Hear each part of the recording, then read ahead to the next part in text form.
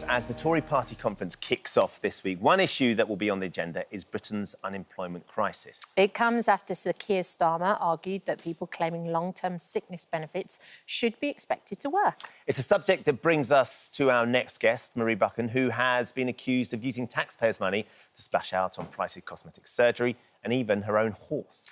But after spending most of her adult life living off the state, the mum of 8 is joining us to explain why she's ready to leave the benefit system behind and get a job. Good morning, Marie. Good morning. Morning, Marie. Good morning. How are you? I'm OK, thank you. Good. So you first started claiming benefits, I think, when you were 19, is that right? Yep.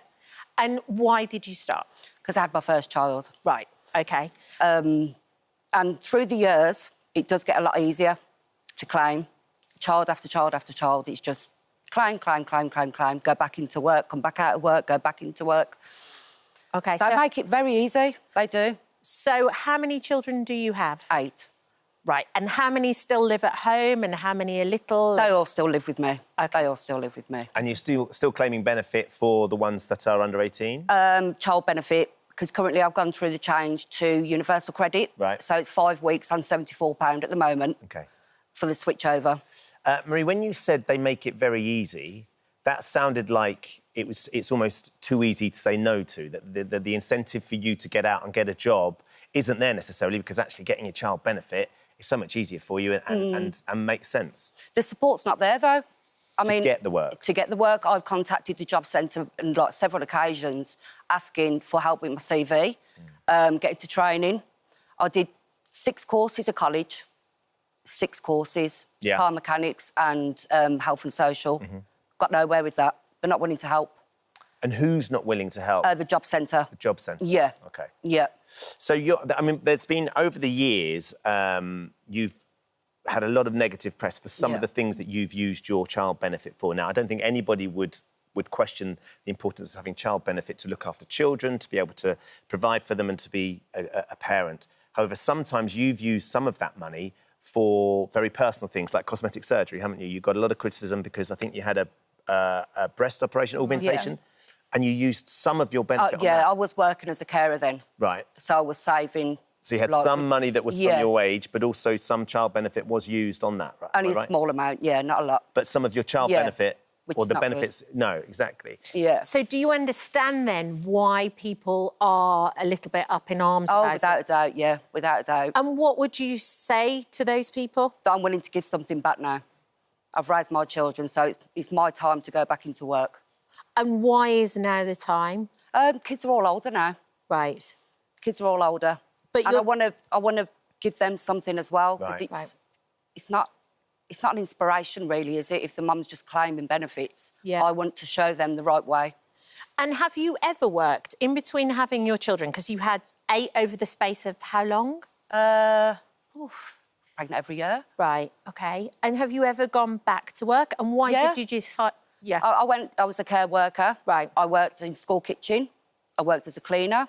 So I've done many jobs. I have done many jobs, on and off benefits. And why did they not work? Why did you not stay the distance? I just wanted to be at home with the kids. Why? Because you found it too difficult to get childcare, or...? Yeah, that was a big issue, because I was also in college as well. Right. I was also in college and working. So you're trying to juggle a very busy life. I mean, you've got 8 kids, that's a very busy life, isn't it? Yeah. So when you look back, though, Marie, and you look back at some of the things, because I think you've been quite open and self-critical about yourself and spending the money. You got yourself a horse at one point. I mean, when people see the benefit system and you being able to milk it in a way whereby you can take some of that benefit and get an animal, as wonderful as horses are, if you can afford to keep a horse, then absolutely fine. But if you're using benefits to get a horse, that seems like an extreme use of that benefit money in the wrong way. Why did you do that? I don't know. Just we all make big mistakes. I've made many mistakes. I have. And I do regret it. I do regret it. He's gone now. Yeah. He's gone now. I should have bought a cat. Sure, OK. Yeah, not a horse. But when you hear Keir Starmer saying that what we've got to look at leave people on long-term benefits, we've got to look at trying to get them back into the workforce, what's your take on what he's trying to make happen now? I agree with him, because you should have that short-term help and then get back into the environment of work. But if the help is not there to get you back, where do you start? Right. if you're having conversations with the job centre or income support or ESA regarding training and work, they just literally say, stay home, come back next week, or we'll book you an appointment, but it never happens. And do you There's no help. Do you think if that help was there and that support was there, you could make a success out of going back to work? Definitely, yeah. Yeah. Even just to build a CV up, that's all I'm asking for. Right. But they're saying I do not need to attend the job centre. Right. And what do you think you will find difficult about going back to work? Back into the whole environment, I suppose. And juggling everything, because everything's stopped now. Housing benefit, council tax, everything has stopped during the switchover. Right. And you feel as though you've had quite a negative reaction from other people within your community. Like, if you go to the supermarket or something like that, you're quite upset about how certain things have been reported. Yeah. What are you upset about what's been reported, and how did it feel when you went to the supermarket? I think it's because I've been labelled the face of benefits now. Right. And it's not good. That's not good. And I want that to be taken away. I do feel like saying no more press, no more TV, no more radio, because they do destroy your life. But you wanted to come here today to talk about that. Yeah, yeah. So there's sort of a dichotomy there, isn't there? There is. Because on the one hand, you're saying, I need to get away from this, but on the other hand, you're here talking to us about it. Your experience is tangible, of course, with regards to what the Prime Minister is trying to say as well. Are you good? Are you disciplined in the mornings? Are you a morning person? Is going back to work going to be easy for you? It will, yeah, it will. It will. So you are... If I've got that help in hand, I will, Right. yeah. OK, so we got the Department of Work and Pensions have given us a right of reply, because it's interesting you're saying that there's just not the support there beyond the benefit itself.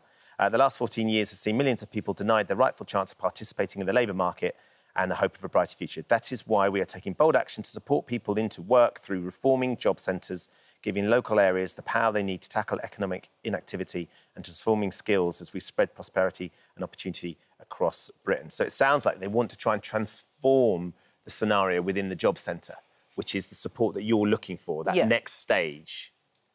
Have you got an idea of what sort of career you would like? I want to work in the hospitals. Healthcare assistant, that's my aim. Well, there's a huge sort of lack of people in the NHS. That shouldn't be too hard to fill. Yeah. How many... Have you applied for any jobs? I've applied for a couple, yeah, I have. And I've also had jobs request over social media, but I'm not going to go down that route because I don't know who they are. Oh, so people contact you and say, look, Marie, why don't you come and work with us on this? Could you do a little bit of investigation into who they are to understand whether it is genuine or not? Yeah, I could do. But I think I'd prefer the support from the job centre except myself. Okay. So it's more official. Yeah. And what would you say to other claimants that have perhaps done exactly the same as you have in the past? What would you say to those people? It's a hard one because they tarnish you with the brush of you're lazy, you know, you don't do anything and all you do is just sit back and claim benefits. It's not like that. Nobody knows what's going on in the background. You're trying your hardest to get back on your feet, sort CV, sort job interviews, get on courses. I was doing first aid. I was doing college. Inspirational, but at the end of the day, it's got me nowhere because I'm still here. Well, I mean, it's great that you've come in and you're holding your hands up and said you've made mistakes along the way and you want to try and get back into work and you're looking for some support to get there. And it'll be interesting to see what happens off the back of this, Marie. Hopefully, you can get that little bit of support to get you that opportunity because I think the NHS is crying out for support workers and stuff. So there should be an opportunity there. Just needs to be we need to get you in through the door and get started, I think, don't we? Yeah, a step in the right direction. Absolutely. Thank you. Thank you. Thanks for coming on. Thank you for visiting our This Morning YouTube channel. We upload new content every day, so go ahead and hit that subscribe button so you don't miss out. And we'll see you in the morning.